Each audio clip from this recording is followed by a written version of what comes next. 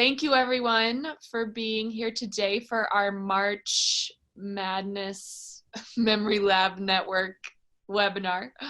And today we have the wonderful Caravan Malssen with us from AVP, and she's going to be discussing disaster prep and response, specifically with AV in mind. So I sent out some of those handouts that Kara made, right, Kara? And I think that they're just wonderful, like in so many ways.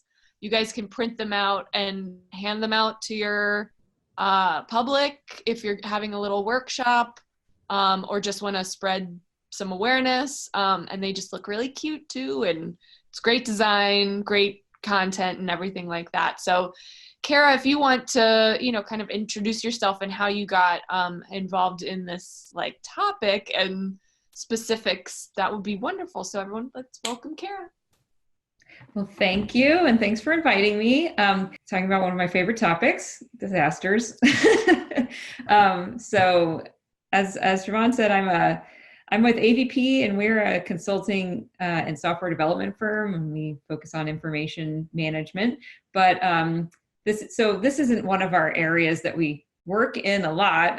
Fortunately, we're not disaster remediation or recovery experts. We're not a specialist company in that area. However, I just happen to have some maybe unusual amount of exposure in this area. And so it's kind of a topic close to my heart, and as well as some of my colleagues, we've done some work in this area. So I'm here to kind of share some of the things that I've learned over the years, helping with recovery and preparedness, and also teaching this material in workshops in different places. So a little bit of background. Siobhan and I did the same graduate program at NYU, but I was, I think, a few years ahead of you. So when I was in grad school, it was when Hurricane Katrina hit in New Orleans. And being from the South, I was, and I grew up in Florida. I'm in Florida right now. I live in Florida currently in St. Augustine. So if you guys are not familiar with St. Augustine, it is the oldest city in the country, but that's another topic. So I grew up in Florida, so hurricanes are something that we lived with. And so when that experience, when that hurricane hit them, I really wanted to see what I could do to help. So we were very fortunate to get a grant to go down to New Orleans and spend a good chunk of time working with different organizations, different collecting institutions, to learn how they were, how they had prepared and how they had responded and recovered collections following that disaster. And we were specifically focused on audiovisual materials, and there wasn't a lot of literature on that topic at the time. This is 2005. So photographic conservation, paper, object, even textile, museum materials, those had a lot, there were a lot more resources on those. But we noticed that there was a significant lack of information for those with audiovisual collections, how to specifically prepare for disasters regarding those materials, how to recover if they were to be flooded or otherwise affected by different kinds of disasters. So I was fortunate to get to spend some time there working with a variety of institutions, libraries, museums, archives, broadcast, public radio, and individuals as well, and learned from their experiences, but also was able to kind of bring some new knowledge and information from the audiovisual sector to them when they needed it. So that's where I kind of got started on this topic. And then in 2012, I think it was, when Hurricane Sandy hit New York City, I had been living there. I was in New York for 12 years. I moved back to Florida a few years ago. But when Hurricane Sandy hit, there was an organization in Manhattan, in Chelsea, called I-Beam. They have since relocated to Brooklyn, but they were how do you describe them? not a gallery, but they host events and exhibitions. They have residents and fellowships, and they work at the intersection of art and technology. So they had a large collection of material that had been produced by their fellows, by their residents, and for many of them, it was the original artwork, even though a lot of these materials were on computer media, but also very much on videotape, audio tape, CDs, a ton of optical media, etc. So they were badly flooded. They had about 4 feet of water in the space. All of the media not all, but I'd say 50% of the collection that they had was flooded entirely. And so they were looking for help to recover the collection. And so I got involved in that and basically led a recovery operation with a network of volunteers, both from local preservation and archiving schools, but also alumni of the I-Beam program, et cetera. So we had about 40 volunteers working around the clock for 3 days, not around the clock, but for a good chunk of the day, for 3 days to kind of stabilize those materials. So I got some more experience doing that. Let's see. I moved to Florida about 3 months before Hurricane Irma hit. So you guys might not remember. Yeah, was it Irma? No, just kidding. Matthew.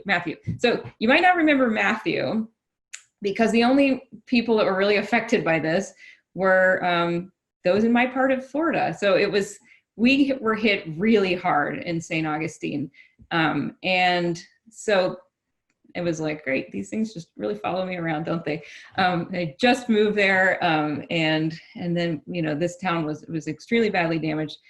And then a year later was Irma. So that was a really interesting experience, because I got to see what happened in a community that had very fresh knowledge of what the disaster looks like in their area. And the preparedness efforts that went on in the second go around was markedly different from the first. And there was even a New York Times article written up about this, about how St. Augustine in particular had experienced these 2 back-to-back disasters and were able to kind of put their learnings to use in the second go around and mitigate a lot of the damage that they had in the first time. So so I got to see that kind of at the community level here and go through it myself, actually. So yeah, I'm kind of a hurricane gal. That's my disaster of choice.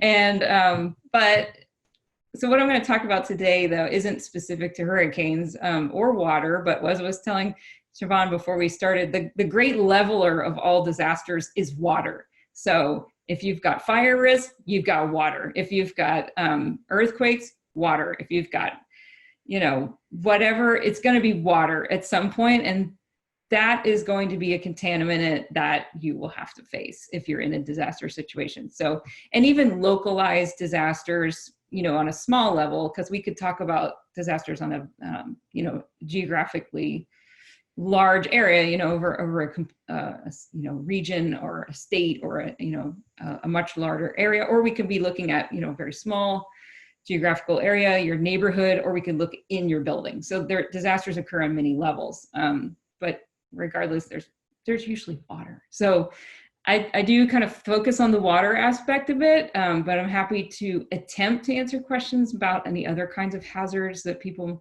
might, want to talk about, and things you should do or not do when dealing with those kinds of things. If I don't know the answer, I'll try to point you to a resource where you can find more information. So that's a little bit about me and why I get to talk about this topic. And what I was planning to do is walk through that handout with you, and I'll just kind of summarize what's there, add a little bit more color to it, context, just some additional information. And, I'll be happy to take questions if folks have any. Maybe we can save them for the end, or how do you guys usually do this? Save them for the end? We kind of sort of either ask, typically towards the end, but we can do whatever works best. Okay. Yeah. I think it's interesting, Erin, Erin says that she worked at Cumberland Island National Seashore. Oh, really? During Wow. Matthew, and the whole museum flooded. Wow. Yeah, I know exactly where I've been there. It's a great place. Erin, do you know how much was lost? Everything? Not too much. Yeah. Just the floors. Oh God.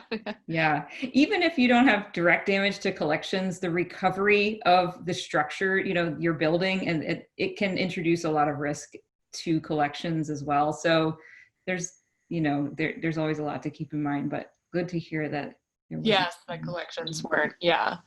And then, I mean, I know one of the first things, because I actually took a workshop that Kara gave a while ago it was through Metro in New York. Yeah. And the first thing that you mentioned is like making sure that everyone physically is safe. That's like, obviously it seems obvious, but I have myself been in situations since then now where amazingly that's not people's first reaction. It's like, wait. I remember having to like stop someone and being like, okay, there's things run, like electric things running. Yeah. There's water everywhere. Exactly. Let's like approach this with caution. So I feel like that's an important thing, because sometimes you forget when you're so worried about collections. And that's something to, that's the thing about a lot of our webinars, is we also try and look at this through the lens of not just that pretty much probably everybody here has their own collections in their libraries that they want to keep safe, or organizations that they want to keep safe, but then also kind of reframing it for the public too, when we teach them and say, you might be trying to save all of your possessions, or, going back into your house after a certain amount. And you just really have to think about if you smell gas, if the electricity, like if there are wires places that, just think about everyone's safety. Yeah, that's one of the points I was actually I will be touching on. Good. Yeah. Wanted to get that one out of the way. Absolutely. And this is important so yeah, I'll definitely talk about it on at an institutional level, but a lot of this applies to the individual as well. And when you go through a situation where your home is damaged, what I find that people, the first thing they want to save is photographs, if they have videos or films, those kind of things are like the first things that people will go after. And after Hurricane Matthew here, I did a lot of consultation with individuals. I put myself out there on like recovery networks on Facebook and said, look, I have expertise in this area. If you need help, let me know. And I talked to a lot of people, on the phone and just kind of help them think about salvaging their videotape collection. Those that people are like, well, I've known for years, I should have really done something about it, but it's still like there and I really don't want to lose it. But yeah, people want to go straight for those memories, and sometimes at the risk of themselves and of others. So it's important to be cautious. But of course, if your role is to preserve collections, you're going to have that instinct to want to rush to the scene and save them. But yeah, definitely safety first. So yes. I will definitely get to that. Should I go ahead and launch? So I was going to share my screen. I pretty much have those slides, not slides, but those that handout, and I'm going to walk through it with a couple of additional. Whoops. Can you see my screen? Do you see anything? I did for a second. I mean, I can see your screen. But I think it went away. Didn't it? It did go away. I can see a lovely piece of art. Hold on 1 second. I had it in present mode, and then I hit share my screen, and it totally sent it into the ether. So hold on a second. I'm going to stop sharing and see what is going on here. Oh, technical difficulties. It's just one of those days. I know. What is up with that? Sorry, 1 second. All right. Okay, here we go. Got it back on the screen. Okay, I'm going to share. And Yes. I'm worried about if I hit the present button, it's going to do that again. Let me try. No, it looks good. Oh. Where is it going? There it is. Oh. There it is. Okay, cool. Okay, so hope you don't mind my dramatic icon there, but I thought that one was kind of cute. It's a big wave. So it's loading. Okay, so today's agenda is to walk through those the handout that you received, but also I just wanted to point out that each page covers a different topic, and they're in in a particular order for a reason. So I would say it doesn't make sense to say the life cycle of this disaster preparedness and response, because the first couple, prevention and preparedness, are things that you want to be doing regardless, right? Those are things that you're thinking about and as part of your day-to-day work, managing collections, preserving collections. You want to make sure that you are doing prevention measures, you have preparedness steps being taken so that you are ready in the case of emergency. The last three are the things that happen when a disaster affects you, and how you go into response, salvage, and recovery mode. So I'm going to kind of talk about these things separately, but I just wanted to put them together into that picture to give you a sense that these all tie together, and they go hand in hand. So the first topic is prevention, and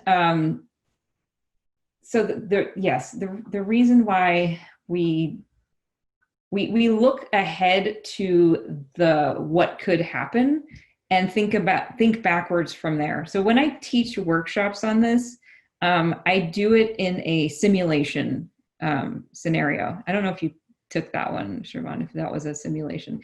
So I've done a number of these workshops where the first thing that happens is you come into the room, it's like a dark room, and there's like a pile of stuff in the corner, and and we kind of set it up like this thing has just happened. Now we have to figure out what to do about it. And so the workshop is structured so that people go through the process of, triage, documentation, and then we go through, a kind of response and recovery operation. And then we think back to what do we need to do to, one, prevent this thing from happening in the first place, or mitigate the impact if something does happen, and two, how can we be better prepared for that response effort. And so I'm not doing it backwards in this case, but part of what you should think about is the activities that you would want to undertake with the eventual outcome of things going badly in mind.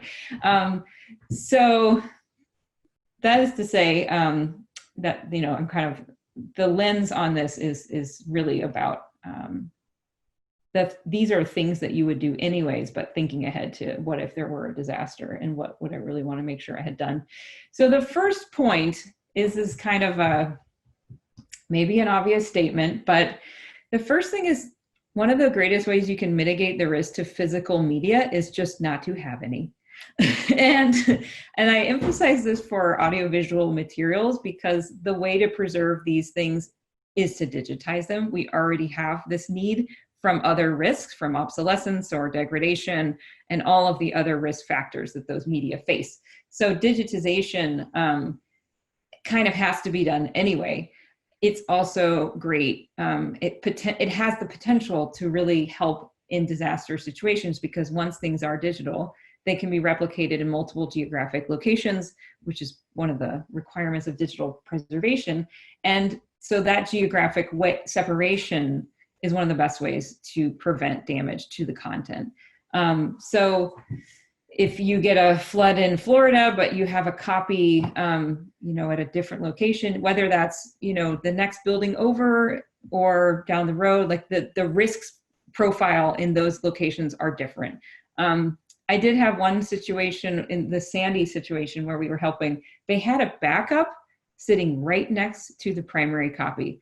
They both got flooded. That backup did not work. So geographic separation is a really important factor here. But anyway, so I just want to put that out there. So from here on out, I'm assuming that aside, you will still have physical media, and until those are all digitized and you don't need to worry about them anymore, you have to take care of them. So that's what we'll talk about from here.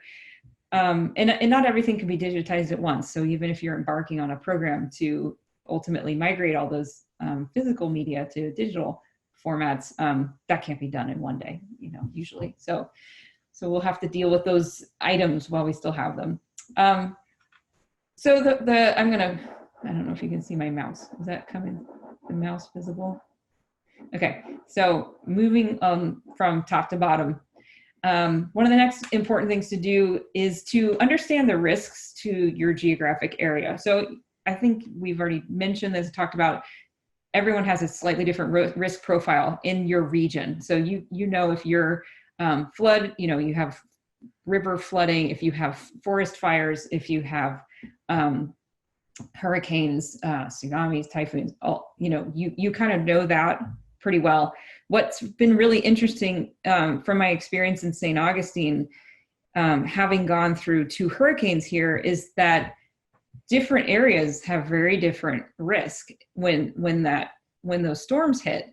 And it was the same pattern for both storms. The areas that flooded the last time, flooded again the next time. So the people who had experienced the flooding the first go around really understood that, this is coming for me again, and I've got to do everything I can to prepare for it. So it's like on a smaller scale, know what specifically where your building is or where your house is, what is its risk, and understanding that. So the risk kind of can be viewed from multiple, you can look at it at different scales. So there's the regional, the kind of local, the building, and then inside of the building, et cetera. Because some of those risks are old pipes or old wiring systems and things like that. So the risk can get down to the micro level.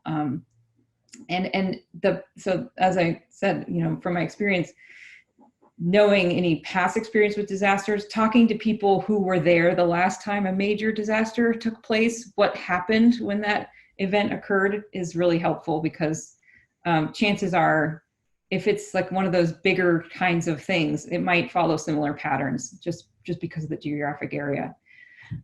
So keep going.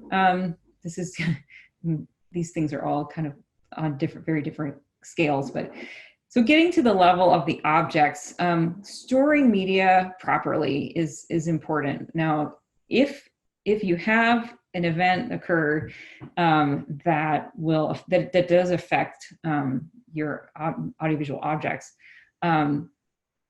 you want to make sure that you can do everything in your power to mitigate the damage, or to lessen the impact of the damage to those objects. So keeping tapes rewound, one of the things you learn, when you're kind of starting out in audiovisual preservation, is you got to keep the tape rewound. And why is that? Well, one of the reasons is, cassettes and other types of tape formats have a piece that's always exposed, right? Like, if you think about a cassette, you have the part that's going from one spool to another, that part's exposed. Well, if that tape gets damaged, in Hurricane Sandy, we had salt water. It's extremely corrosive, and it really just kind of damaged everything that it touched. The tapes that were rewound, all it got damaged to was the leader, and that's easy to cut off. It's easy to, kind of respool, at least have an expert do that. But if it was in the middle, because the tape wasn't rewound, that's the content, and you're basically going to lose it. So keeping it rewound, keeping things upright, everything needs an enclosure. If you don't have one, there's more risk there. Proper climate control, and trying to store things with the least exposure, like no pipes running right over the collection storage area, for example, or not right next to the utility sink. things like that. Reduce number of windows that are in the room. So you do what you can with the resources that you have, but whatever you can do. Continuing on, so knowing your collection is really important. Just making sure you understand the formats and what the different vulnerabilities are, and thinking about the situation where these things get damaged and who would you call to get help for the different types of media. So knowing what kinds of formats you have in your collection, you're able to create a vendor contact list that has specialization in those different types of media. And I'll talk more about that in a few minutes. Also, keeping an inventory is important. A lot of times you're going to be looking to insurance policies to help with funding of recovery. And they're going to need to know, how much stuff was there and what was it, and that kind of thing, because it's going to help with the valuation. So this is also very important. Labeling everything. And I'm going to emphasize this over and over and over because it is the biggest challenge in recovery of audiovisual collections in my experience. The content is not visible until you put it in a machine, right? Like, for the most part, this is not the same as a piece of paper or as a photograph. It's got a machine dependency. If that object has no label on it and it is flooded, what is it? Why is it important? How do you know? And how are you going to prioritize it over other things? That's so it's having those labels, having labels on containers, having labels on cassettes, for instance, because a very powerful, flood or fire, or like a fire hose coming through your wall and like spraying things down, will blow things off their shelves. They will blow them out of their cases. So if you only have the case labeled, but not the cassette, you're in trouble, and it's hard to put them back together. So labeling everything is really important. And then, just basics like ensure proper care and handling. So you don't have your miniature disasters, like where something just gets damaged through mishandling. So that's my prevention tips, quick highlight overview. I'm going to keep going because we have a lot to cover in a short time. So moving on to the preparedness section, so how do you and your organization prepare for a potential emergency? So, these are, again, tips. This is not like the full disaster preparedness manual guide, like how to create one, but these are some of the things that you might want to think about. Training caretakers in response and recovery. So those are, I think, two different things. So training people how to respond in an emergency. So when we say response, we're usually talking about the first, from 0 to 72 hours, or until you have access to the location. Sometimes that can be much longer. In Hurricane Katrina, for example, the city was shut off to anyone but emergency personnel for weeks, like 6 weeks. So people could not get to their collections unless they were government or they bribed somebody or they knew somebody. Like, there was no access. So yes, people say 72 hours because those are the kind of critical time zones, but hey, you do what you can with what you have. So that's kind of the response time period, and just those first steps. What do you do in that those first moments? And then recovery is kind of a separate topic, which goes through, okay, and then once we are in, what do we do? How do we, if we have damage, how are we going to go about creating a plan to manage a recovery operation? And that varies on a case-by-case basis. You can't necessarily plan your recovery in advance. You have to, it's going to depend on what the situation is, what kind of damage it is, what kind of damage agents there are. But so getting some training, getting familiarization with this topic is useful. Keeping some supplies on hand can be very useful. Just some basic ones like gloves, trash bags, like some trays for moving things around, buckets, tape. What works really well is that Gorilla tape, which is like, will stick to concrete and like get tarps and things like that. That stuff is awesome. Let me think what else. Oh, I was going to mention about this.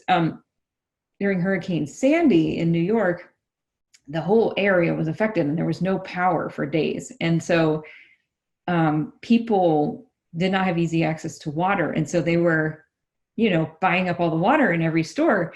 And we needed distilled water to clean damaged tapes. There was no distilled water because it had been all bought by people to drink, and they needed to clean and wash, and there was no running water and there was no electricity. So, people were getting whatever they could. The distilled water is one of the key ingredients to cleaning any damaged objects. And so having some of that on hand could be useful. We had to bring it in from New Jersey, which was fine. We found somebody with the car, but anyway, it was not readily available, and understandably so. Knowing your priorities is really important. If you have a lot of damage and a lot of objects are affected, it can be hard to know what to do first, where to start. So first of all, having those things well labeled and easily identifiable is going to help. But having decided in advance, these are our priority collections. These are, if something were to happen, we save these first, is really, really, really important. I worked with one organization in New Orleans after Hurricane Katrina that had put these glow-in-the-dark stickers on the shelf and on the items that were of the highest priority. So if it was totally pitch black, you could wave a flashlight and it was like reflective or it would glow, and they could easily pull those items down. If they were knocked off the shelf, they would be able to see them because they had stickers on them. So that was, I thought, pretty clever. But the situation I worked in with Sandy was really difficult because nobody there was willing to make a prioritization commitment. And so as a result, we just had to kind of work through Salvage on an item by item basis. And we as volunteers were not in position to make any kind of prioritization judgment. So if we came across something that we thought looked kind of commercial and it seemed like there were 3 copies, we still had to clean it because we didn't know, we don't know if it was replaceable or not. So, and we didn't know if we were doing that at the expense of something more important that was, slowly getting eaten away by salt, water, and battery acid. So this is hard for folks, but it's kind of important, just to have a gut feeling on it at least. Documenting emergency warning steps. So this is kind of getting into the territory of like creating a disaster plan. And I think creating disaster plans is super great, and that you can put a lot of really useful information into these plans. But I think a lot of the value in them is the process of the preparedness planning. The stuff you have in there, you want to have contact information. You want to have some ideas of plans of what to do in the situation if it were to occur. So having all of that contact information, insurance information, numbers for vendors, these kinds of things, and proper procedures for early warning steps are important. But going through the process of doing simulations for those early warning steps and actually going through those steps is going to be more useful. That having that knowledge and that experience is going to be more useful when you've got precious few minutes, depending on what the situation is, to actually take any action. So I would say definitely do disaster preparedness plans, but work on them with others. Shouldn't be created in a vacuum by one person in a room by themselves, and they should be tested on an annual basis, if not more frequent. And kept up to date. Contact information is important. So for those of you who've been in any kind of regional disaster situation, you've probably experienced different types of communication networks being available at different times. So, one day the phones are working and the next day they're not. But that day the internet's working, and or the LTE network for your phone will be working, and you can send text messages or Twitter or whatever, but you can't call anyone. So these kinds of things will shift, and you just don't know which types of communication lines are going to be available. So having everyone's complete information is very useful. All right, going to try to speed up a little bit. Oh, we can go over a bit because we got started late, but I know some people might have to go at 3 or at, the top of the hour, wherever you are. So as we already talked about, safety first, absolutely #1. So now we're on the response and salvage section. So this is like if an event occurs, what to do. So absolutely safety first, #1. You can have live wires, you can have damaged structures, you can have standing water. You really need to have somebody with expertise say that this is safe to enter. And until that point, be very careful. Audiovisual collections are not worth risking lives or any risking injury. Getting in touch with authorities and experts early. So your insurance company, disaster recovery remediation services, local and federal emergencies, telling them right away what happened and getting some information from them on what you should do. So the different groups are going to have different information depending on the situation, but it's good to start with that. And then, as I already mentioned, you want to act quickly but responsibly. So if you can get in within 72 hours, that's ideal. If not, you do what you can. But at that point, your goal is to start working on a salvage operation. And the goal there is to minimize the damage and avoid further risk. For those of us in the hurricane-prone areas, is the warmer months, and they are very humid. And so the risk is mold growth after things have settled down. You kind of have this ticking clock going of additional kinds of damage that can occur based on the initial impact. So you're working against time to just try to stabilize everything and get it so that it can be ultimately recovered.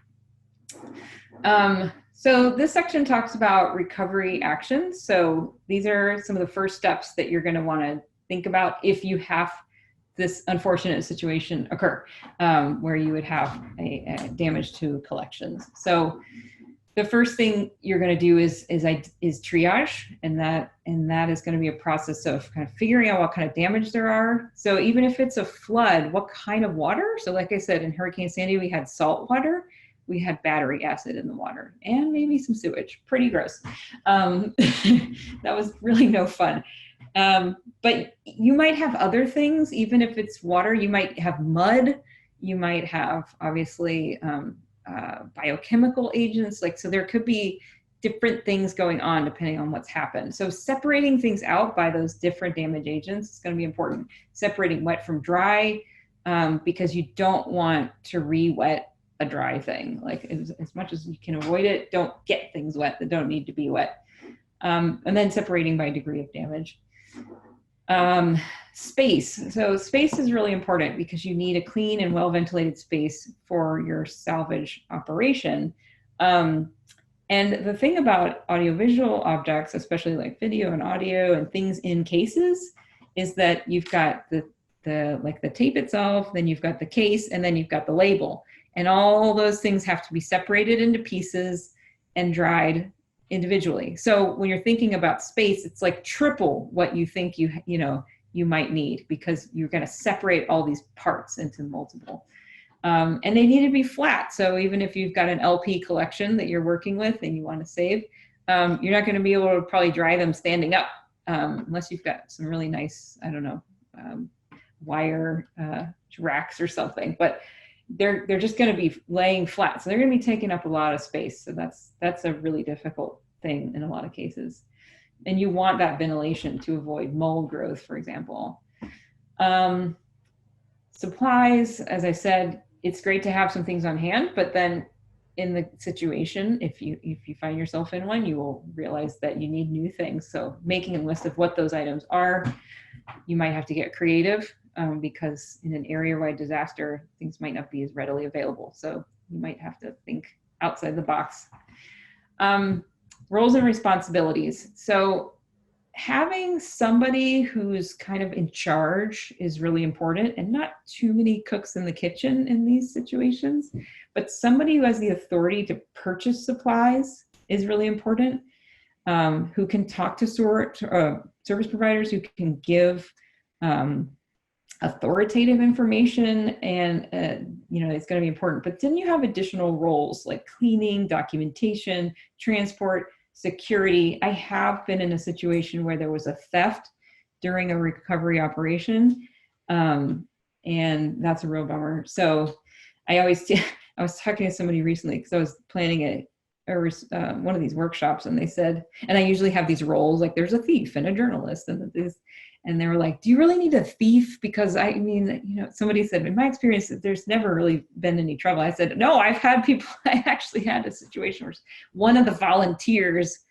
stole something, which was lame. So that was, would have been hard to catch him. But anyway, so documentation. So documenting the damaged, the damaged area and the damaged collections is really important, with photographic and documentation, textual, before anything is relocated. And you want to get approval of insurance before you do move those things around.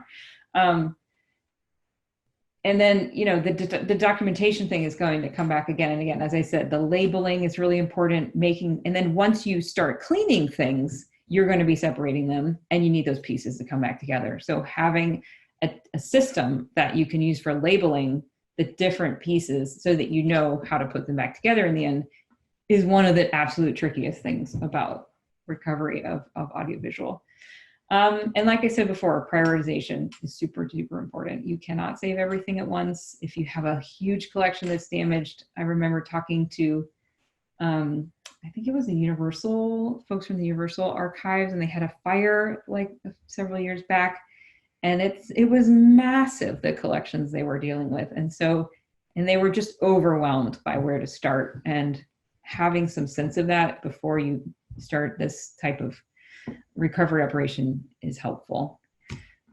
Okay, so this is the how-to section for different types of media. And so the way you would read this is that this box over here is common to all media types, and then these are the additional specific things for those specific types. So if something is wet, let's just say, then you're going to need to remove that from containers or sleeves.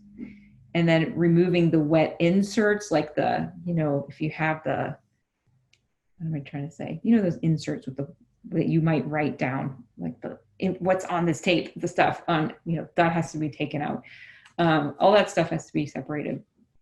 And then ensure everything is labeled with some kind of common identifier. If you have an identifier system already that is on each of those objects, that's really helpful. But if you don't, you have to create a system through the recovery process. Anything that can be replaced, like a CD jewel case, just throw it away. Why keep that? Why bother cleaning that? So get a new one. Some other things are harder to find, like, it might be a little harder to find cases for Betamax tapes these days. So, use your judgment. If you have to clean things, then these would be things that were very dirty or water damaged. You need to clean using distilled water only. Even mineral water, filtered water, definitely tap water can damage audiovisual media. They have, there's stuff in the water that can be corrosive to these types of objects. So distilled water only, very important. Things need to have time to dry completely. So that's also important. And then make sure you contact a restoration expert as early as possible. Now, when you're learning about recovery of books and photographs, and there's all these services who freeze things. And so here I have like a lot of this: do not freeze, do not freeze, do not freeze. So this is really important. Anything magnetic cannot be frozen. And so if you're working with, most likely you're in a situation where you have collections that are not audiovisual, and you might have a recovery service coming in, and they're like, yeah, we'll just freeze it all. They probably don't have expertise in these kinds of media, but this is really important. Do not let them freeze the tapes or optical discs or analog discs or digital tape. Do not freeze them. However, film is a bit of a different animal. Film can be frozen. So there's two ways to deal with film that are flooded. One is to rinse it with clean and distilled water. Do not unwind it. Keep it, do not start unspooling things or you'll just have a bigger disaster on your hands. But if you need to kind of, freeze, but yeah, if you need to kind of preserve it and then deal with it later, or you have a large collection and you need to buy time, there's two things you can do. You can either put them in a plastic bag, like a grocery bag, seal it, and stick it in a freezer, if you have a freezer and if you have electricity. The other option is to keep it in a bucket of cool water and change the water daily for 2 weeks. Now, both are really hard if you have really large film collections. However, these are two things you can do. And that buys you time to get in touch with film experts and to start some proper remediation steps. Like I said, these are salvage steps. These are not full restoration because those we need to leave in the hands of the experts, and you just want to get it stable so that they can deal with it. A lot of the other instructions here hopefully are fairly straightforward. I don't want to walk through them one by one, but there's kind of consistent themes, making sure that you're using clean and distilled water, changing the water, especially because if you really have dirty, yucky, damaged stuff, you're going to get that water dirty, damaged, and yucky. So you have to keep changing it out every, few, minutes or hours or, at frequent intervals. And it can be really tricky if you've got kind of a line going of things being cleaned and you're taking them apart, to wash each piece. You get to the end of the line and you go, was this the case for this one or that one? And then before you know it, you've lost your metadata for your object and you don't know what the heck it is. This is, again, like I said, one of the number one most challenging things about these type of things. Yeah, and so hopefully this will be clear that you can read it. You can make posters out of these things when you're doing recovery. That's what we've done. Clear on the wall for everyone to see. This is how you do it. This is how you do optical disc. Here's how you do tape. Here's how you do film. So Kara, yeah. Do you think I could show, I was thinking I could show them how to prop open. Yeah. Right? Like that, and then stick a Q-tip in there. Yeah, you got your little button on the side of your tape, remember, your VHS, because that'll probably be the most popular thing. Yeah. And then you have a Q-tip, and it's just, it's been a while. You just like. Well, I bend them and stick them at the corner. Oh, that's right. Okay. That tends to work better. Like that. Yep. And notice how that's a rewound tape and that's leader being exposed right now. Very well stored. Excellent audiovisual. I can't say it's always like that, but so yes, yep. You can see that it's open, right? Yep, because if you try to dry it with that lip closed, it'll stick to the lip. Yeah, that's just inevitable. Mm-hmm. So yep, if you have to wash them, that's what you do. And as a reminder, anything that's like facing outward, like, so here's the tape here, that's the information that's like facing outward, the content. So you don't want to touch that either. Yeah, try not to. But again, ideally, if it's rewound like this, you will not be risking damage to the content of the tape because that's just the leader. That's like right, just the leader or the beginning of the tape. Yeah, which is usually black, right? So it's the least important bit, maybe. More likely to be. So yeah, very good demo. I like it. Thank you. Just wanted to interject that. I like it. Yes. I feel like I have a whole bunch of LPs, but they're all downstairs. I could show you. For optical discs, you need like a microfiber towel, like you get these at the car place or at the Target or whatever, and you wipe from the center out like a sun ray. But for analog, like groove discs, so LPs or anything like that, it's a circular motion like this. So that's very different, and they just scratch differently. So that's what you're trying to avoid. Yeah, so I guess I'll just show you a few links that you have here, and these are, again, audiovisual specific resources on how to deal with different kinds of media during disasters. I try to, let's see, these are kind of like first action, like triage steps that's very helpful.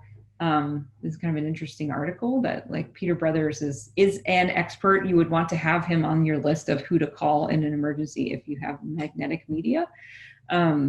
He does a lot of this type of recovery work, but he's found things at the bottom of the ocean that he's managed to get to play back after a lot of work. So that's pretty cool. And he's based out of New Jersey, but works everywhere, right? Yeah, exactly. And there's some other stuff. The National Film and Sound Archive of Australia has some great resources on, first aid for fire damage, for water damage. They also have a nice planning handbook. And I wrote a book chapter. This was for the ARSC audio guide. So it has more audio specific instructions for like those how-to guide sections, but there's a few like audio formats that are in there that I don't know if I have in this one. But it's so a lot of what I've covered here, but some additional detail. And that's what I had prepared. So I think that is where I will stop. And it was more rambling on than I meant to do.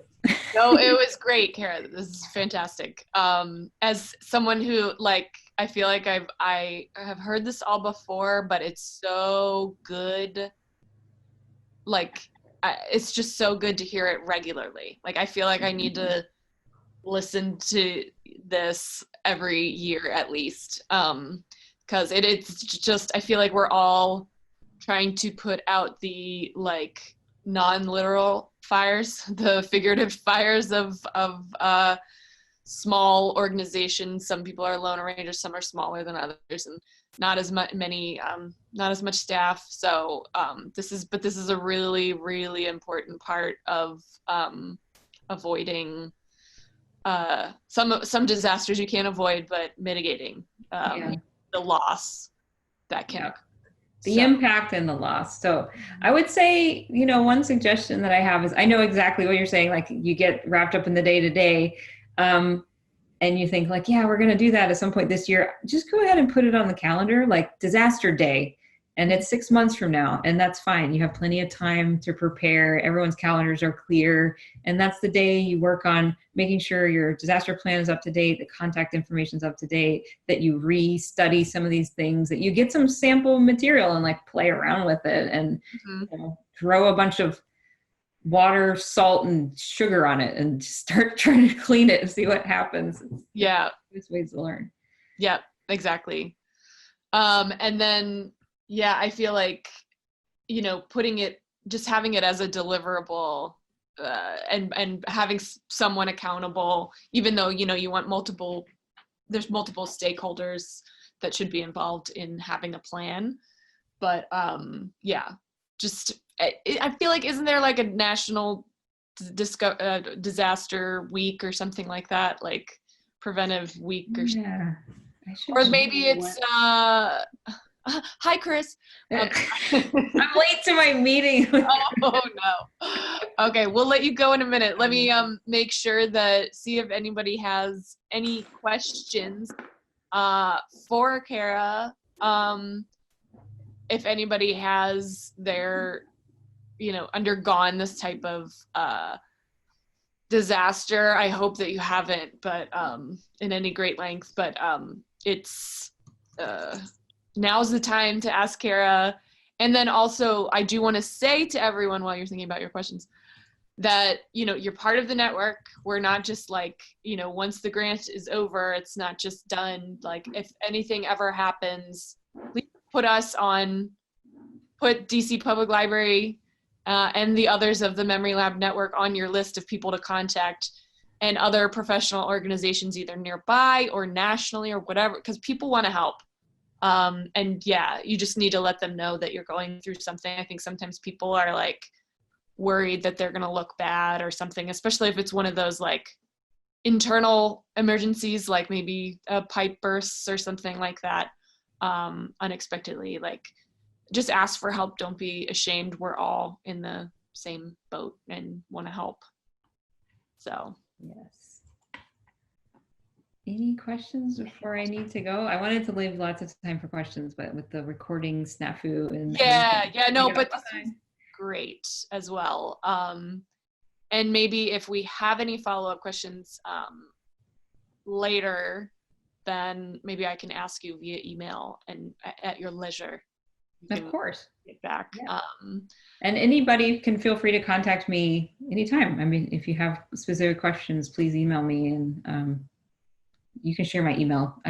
Okay, I will. Thought I had it on that slide or on this handout, but I do not. So, but feel free to. Yeah, great. We will. I will share that, and they can reuse these handouts as well, right? They're meant to be distributed. Totally. So if you can share the version that doesn't have the logo on it, that might be good. So I can send that to you. I will send, I'll send that along to them, and then any question and your email, and